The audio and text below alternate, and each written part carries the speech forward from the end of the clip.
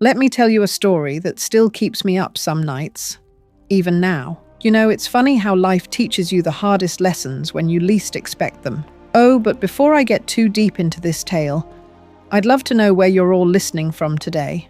Drop a comment below and let me know what corner of the world you're in.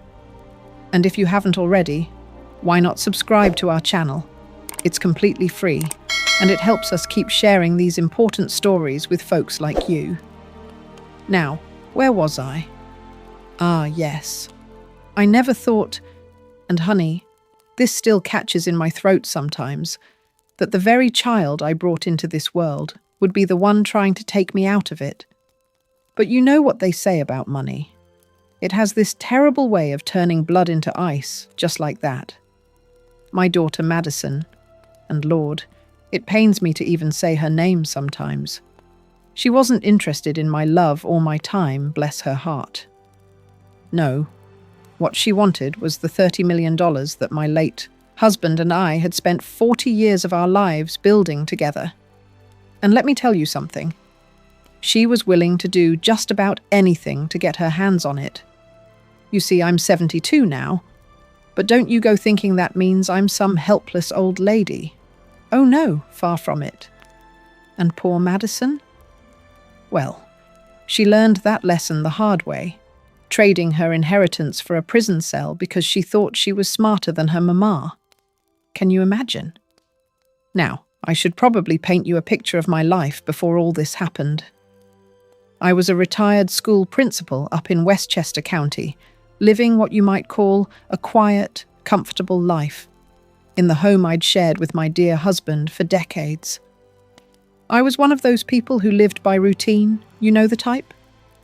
Everyone knew me for my sharp mind and how much I cared about our community. But everything, and I mean everything, changed the day Madison walked through my front door with this man named Derek Morrison.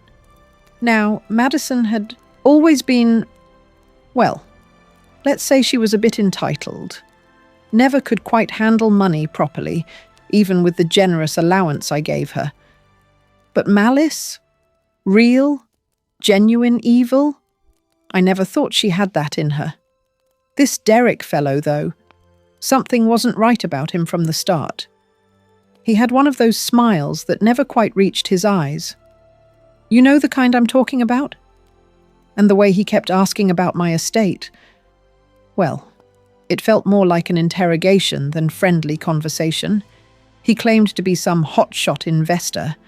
But honey, let me tell you something. After 40 years in education, you learn to spot a liar from a mile away. And the way those two would look at each other made my skin crawl something fierce. I've always been one to trust my gut, so I reached out to an old friend of mine, Janet Murphy. She's a private investigator now, used to be a detective. And what she found out, well, it just about broke my heart. This Derek Morrison, turns out his real name was Derek Chen, and he wasn't just any old scammer. No, he was what they call a serial romance scammer, and he'd left 17 families in ruins. But here's the part that still keeps me up at night. My Madison wasn't his victim at all. She was his partner in crime. Janet showed me text messages, bank records, the whole 9 yards. They'd been planning this for 8 months. 8 months. Working out every little detail of how they were going to get me to sign over my estate and then make sure I had a little accident. My own daughter. The girl I used to rock to sleep, whose scraped knees I bandaged, whose tears I dried. She was plotting to kill me for money. Now, I could have gone straight to the police right then and there. Part of me wanted to. But you know what? I was angrier than I'd ever been in my entire life, and I wanted Madison to understand, really understand, what she'd thrown away.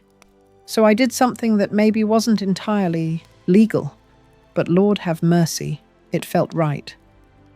I called Madison and told her I'd decided to update my will, that I wanted to make sure everything was in order and that she'd be taken care of.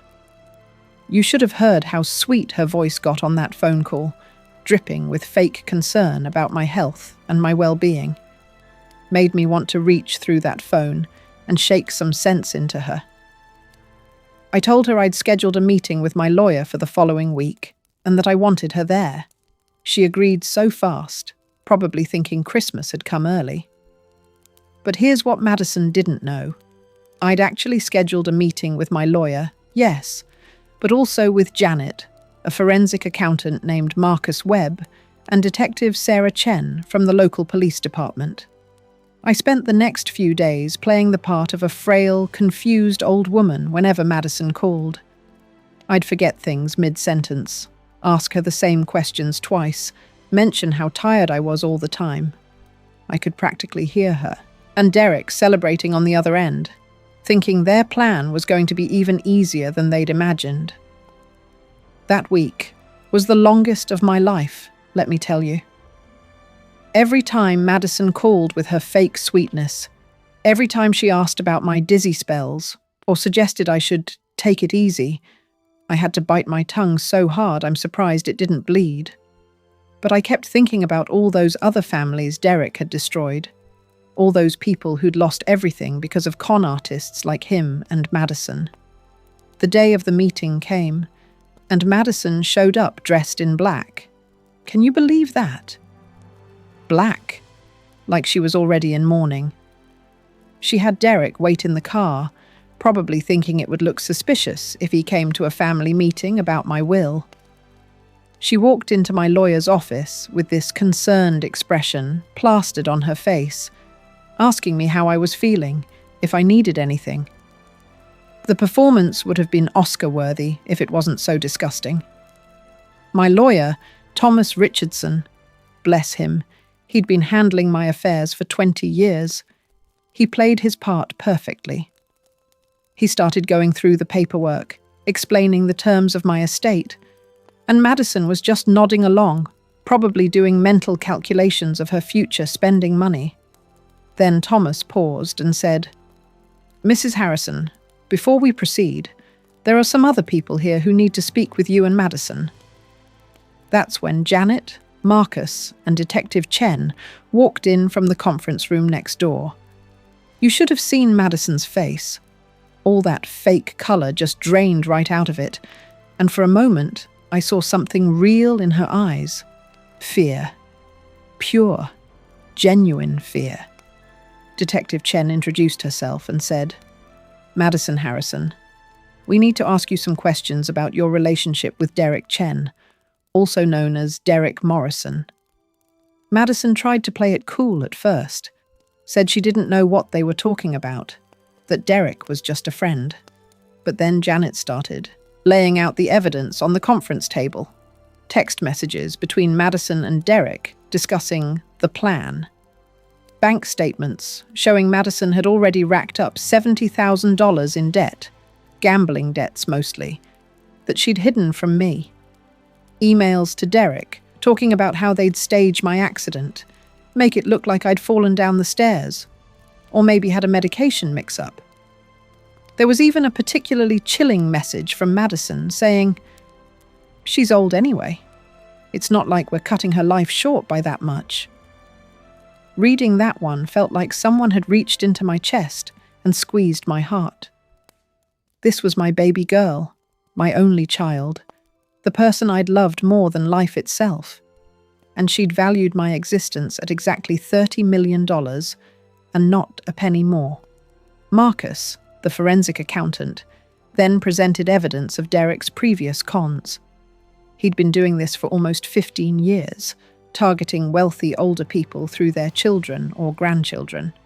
He'd find someone with money problems, someone desperate or greedy or both, and he'd convince them to help him con their own family members. Sometimes it was just theft. 3 times before, it had been murder. 2 of those cases were still officially unsolved, but Marcus had connected the dots in ways the original investigators hadn't. Madison's face went from pale to green. I think that's when it really hit her. She wasn't just in trouble. She was in serious, life-ruining trouble.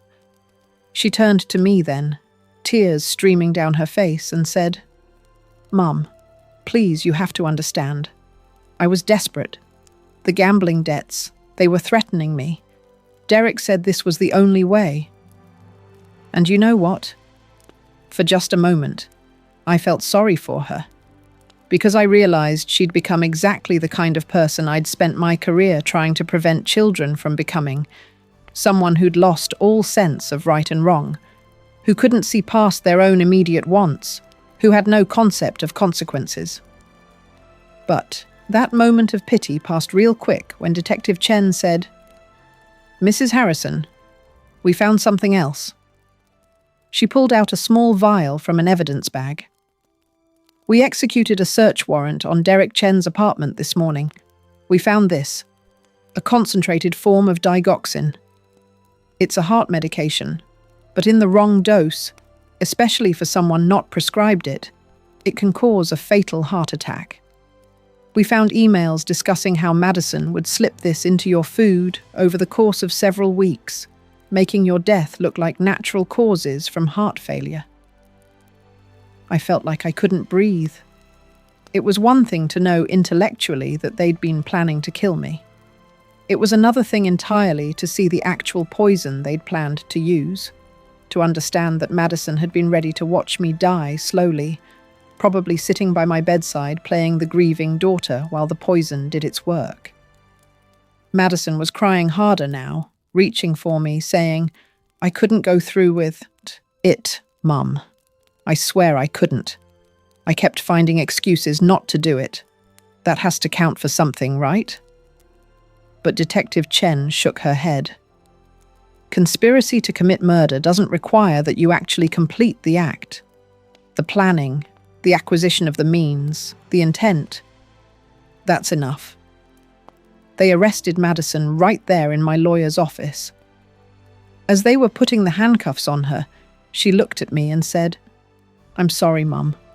I'm so sorry. Please don't let them do this to me.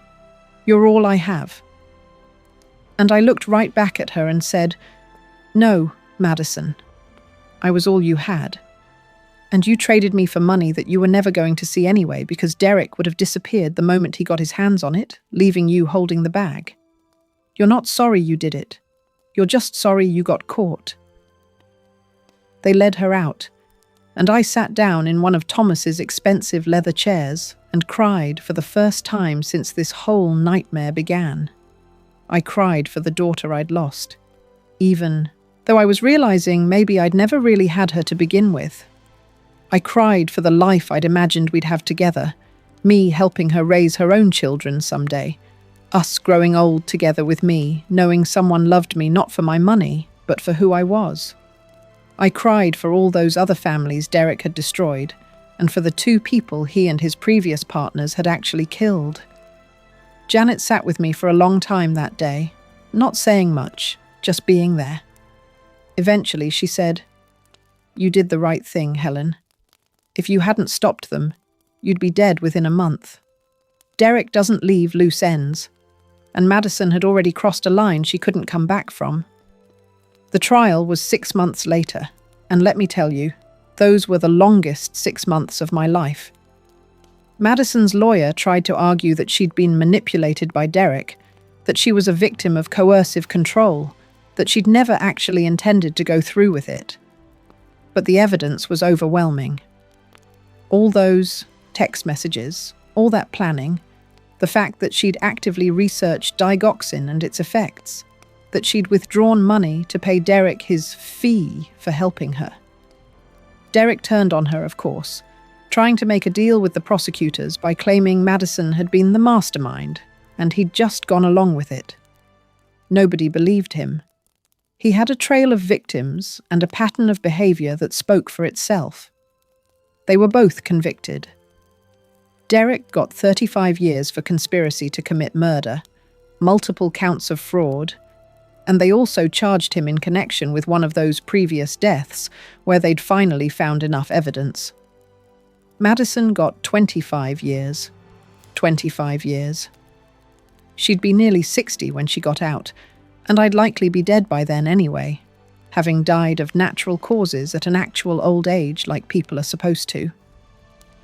I didn't go to see her after the sentencing. A lot of people thought I should, that I should offer forgiveness, or at least closure. But here's the thing about forgiveness that I think a lot of people don't understand. It's not something you owe to someone who's hurt you, especially when they're only sorry they got caught, not sorry for what they did. Maybe someday I'll feel differently, but right now, the daughter I loved is gone, and the person in prison is a stranger who happens to share her face. I did do something, though. I completely rewrote my will. I left instructions that upon my death, my entire estate would be liquidated and used to create a foundation to help elderly people protect themselves from financial exploitation and to support families who've been victims of this kind of crime. I named it the Harrison Foundation for Elder Protection, and I put my old friend Janet in charge of setting it up. The foundation started operating even before my death. No sense waiting when the need is so urgent.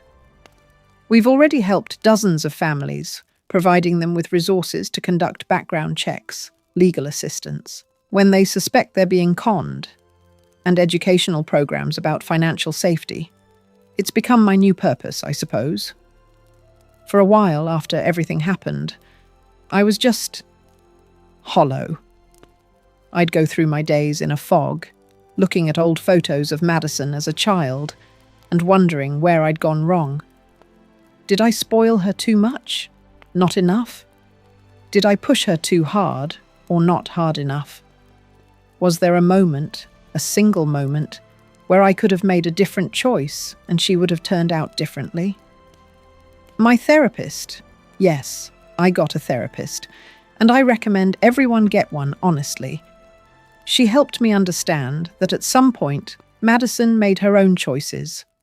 She was an adult, 38 years old, and she chose greed and entitlement over love and integrity. That wasn't on me. I could have been a perfect mother, and she still might have made the same choices. People aren't just the product of their upbringing. They're the sum of thousands of small decisions they make every single day about who they want to be. I've made some new friends since all this happened, mostly through the foundation work. There's a wonderful woman named Patricia, whose son tried to do something similar to her, and a gentleman named Robert, whose daughter-in-law convinced his son to try to have him declared incompetent so they could control his finances. We meet for coffee sometimes and just talk. It helps to know I'm not alone in this particular kind of heartbreak. My routine looks different now than it did before. I still live in the same house. I thought about moving, but then I realized I'd be letting Madison take even more from me if I abandoned the home I loved. Instead, I redecorated, turned Madison's old room into an office for my foundation work, packed up most of the family photos and put them in storage where they couldn't hurt me every time I walked past them. I've got a new security system, cameras everywhere, and Janet checked out everyone I regularly interact with to make sure there weren't any other Derek Morrisons lurking in my life. I volunteer at the local senior centre now, teaching classes on financial literacy and fraud prevention. You should see some of these folks when they realise how close they've come to being scammed. Just last month, I helped a woman named Dorothy who'd met a man online who was asking her to send money for a business opportunity. He'd been so charming, so attentive, and she was lonely after her husband died. I showed her how to reverse image search his photo. Turns out he was using pictures of a Norwegian model, and how to spot the red flags in his messages. She cried with relief and hugged me so tight I thought my ribs might crack. That's what I hold on to now. Not the daughter who betrayed me, but the people I can help, the lives I can protect, the good I can do with the money that almost got me killed. It's a strange kind of redemption, I suppose, turning your worst nightmare into your greatest purpose. Sometimes late at night. I still think about Madison. I wonder if she thinks about me. if she has any genuine remorse, if prison has changed her or just made her bitter. I wonder if she tells her fellow inmates that she's innocent, that her mother wrongly accused her, or if she owns what she did. I'll probably never know, and maybe that's for the best. The hardest part is that I can't just decide not to love her. Believe me, I've tried. Love for a child, even a child who becomes a monster, doesn't just disappear because you will it to. It sits there in your chest like a stone, heavy and unmovable, and you just learn to carry it. But I've also learned that loving someone doesn't mean you have to let them destroy you, and it doesn't mean you have to keep them in your life. Sometimes love means stepping back and letting consequences teach the lessons you couldn't. So here I am at 72, living a life I never imagined I'd be living. I've got my foundation work, my new friends who understand this particular kind of pain, my therapy appointments, and my little routines that keep me grounded. I've got a security system that could probably protect Fort Knox, and I've got Janet's number on speed dial. I've got a will that will do some good in the world long after I'm gone, and I've got the satisfaction of knowing that I stopped 2 people who would have kept destroying families if I hadn't fought back. Is it the life I wanted? No. Is it the life I planned? Absolutely not. But it's the life I've got, and I'll be damned if I'm going to waste whatever years I have left dwelling on what should have been instead of making the most of what is. And you know what? Despite everything, despite the betrayal and the heartbreak and the nights I still can't sleep, I'm okay. More than okay, actually. I've discovered a strength in myself I didn't know I had, a purpose that matters, and a community of people who've been through similar hells and came out the other side. I guess what I'm trying to say with this whole long story is this. Life will surprise you in the worst ways sometimes, and the people you trust most might be the ones who hurt you deepest. But that doesn't mean you roll over and let them win. You fight back, you protect yourself and others, and you find a way to turn that pain into something meaningful. My daughter tried to kill me for $30 million and ended up with nothing but a prison cell, and the knowledge that she destroyed the one person who would have loved her unconditionally forever. And me? I ended up with a new purpose, a new community, and the knowledge that I'm stronger than I ever knew. So if you're out there and you're going through something similar, if someone you love has betrayed you in ways you never thought possible, know that you can survive it. You can more than survive it. You can take that experience and use it to protect others, to do good in the world, to become someone even stronger than you were before. That's my story, and that's my truth. And if Madison ever gets out of prison and reads this or hears about it, I want her to know. I hope you've learned something in there. I hope you've become someone capable of genuine remorse and change.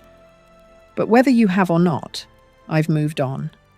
I've built something good out of the ashes of what you destroyed, and I'm finally at peace with the daughter I lost and the woman I've become. And honestly, that's all any of us can do.